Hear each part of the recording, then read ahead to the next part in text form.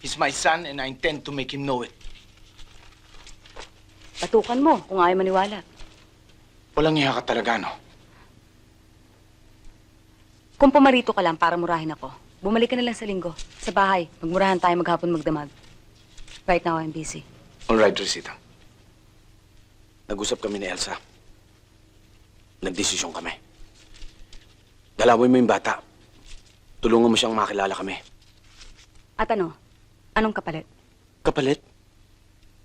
Hindi ba sapat sa'yo makapiling mo uli si Adrian? What makes you so sure I miss him?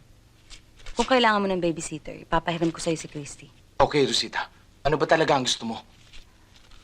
Andy, magsimula tayo sa simula. Dadalawin ko ang bata.